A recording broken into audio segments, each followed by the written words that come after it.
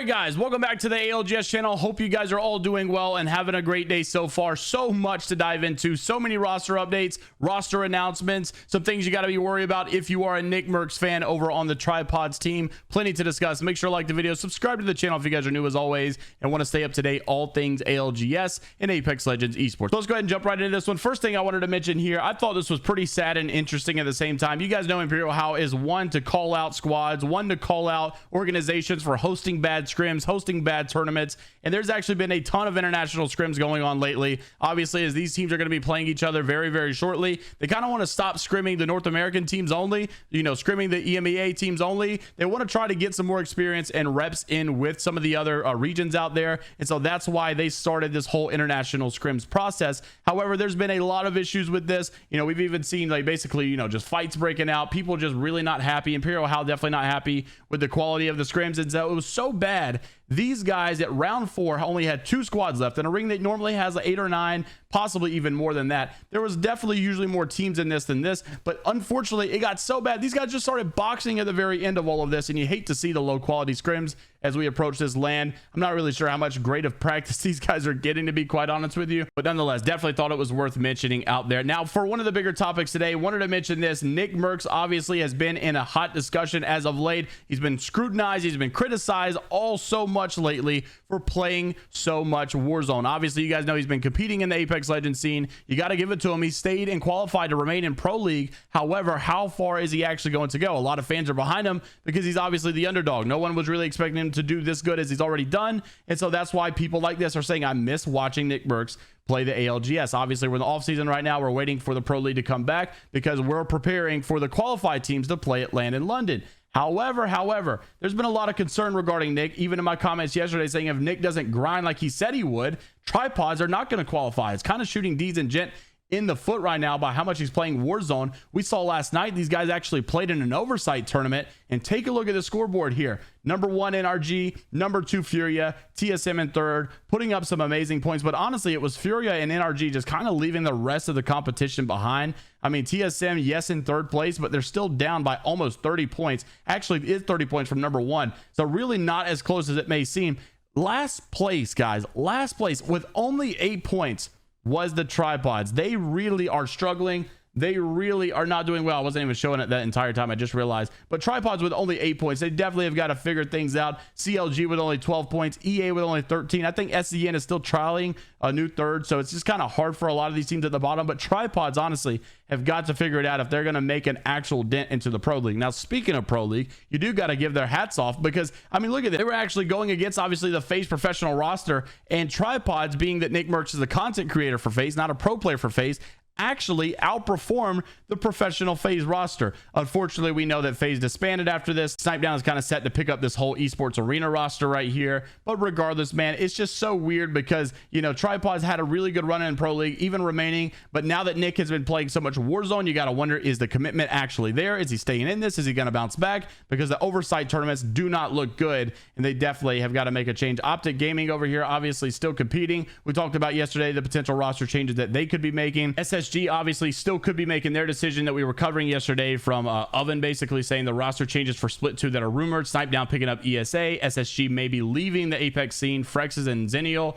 to join Complexity. Luda Glitch Gaming, which has been rumored. We're about to talk about that in just a second as well. And a couple others here. E8 still trialing multiple different people. So it's kind of obvious that there's going to be some changes upcoming. We just don't know exactly what is going to happen. Now, speaking of some of those changes, here's another big one. Glitch Gaming has finally announced the rumored roster BR Demons. They were able to stay in Pro League. If you guys could see from the other day that we were mentioning here, BR Demons right here finished in 16th. They got their Pro League spot, and they were picked up by a professional roster. That is going to be Glitch Gaming, as they announced Vayne and Reeds last night were playing the oversight tournament in which they got 14th. Right here, Glitch Gaming in 14th with 20 points. They actually did this from the Glitch headquarters. So Glitch actually flew these guys out to the headquarters to play this specific tournament with Psycho as their coach, Thornton Smash as their manager. You'll love to see it that Glitch Gaming is now in the Pro League spot with a very nice, consistent roster. Who is going to be their 3rd? His name rhymes with who, and it most likely will be Lou as guest starring, they said yesterday, as their 3rd. Many people were wondering, is he just subbing in? I've heard the rumor is that they are trialing him. We'll have to see if they actually solidify this roster. I think, though, regardless, Vayne, Reeds, and Lou would be an insane roster to have for Glitch Gaming, and you'll love to see that they are in the Pro League with their announcement yesterday saying we are ready to demonize Pro League. I guess kind of giving the hint that they are the former BR Demons. Let's hope that they can continue to keep that up. Now, obviously, with this change, unfortunately, they did part ways with their old roster that was from the Challenger Circuit match, and we already know retired. We also had some changes coming from Lamek and some drama that was behind all of that. Well, Soupy has now announced yesterday that I guess he was let go, unfortunately, no longer competing under Glitch Energy Apex, and he unfortunately took it out of his bio. He took it out of his gamer tag. He took it out of his username as well. So it's just really sad to see that he's no longer a part of that family, but it was definitely nice to see them make their run in the Challenger Circuit, and you wish the best for Soupy as well. Now on to some other roster updates. Over in the Apex South, we did have the Boogie Boarders. This was actually, I think, an Oceanic team here that was picked up by Onyx Esports, and I'm not really sure if I'm pronouncing all of these guys right, but I think it's Shady, Fussy, and also Racky or Rocky. I'm not sure exactly, like I said, how to pronounce it, but it is good to see that some of these guys that have qualified were going to have to obviously pay their own expenses. We actually saw last year some of the teams showed up to the World Championship with no organization to represent them. They were having to pay for their own stuff, and obviously people were getting behind teams like Team Burger because these guys definitely had to fork out a lot, definitely didn't really receive much help, were there representing themselves, and people got behind that. People were really able to support that, and now they're picked up by Moist Esports, and you love to see that they're being cultivated in this Apex Legends scene. Now, I also wanted to mention this. The official Apex Legends esports account came out yesterday and said we're just 2 weeks away from witnessing the best #ALGS teams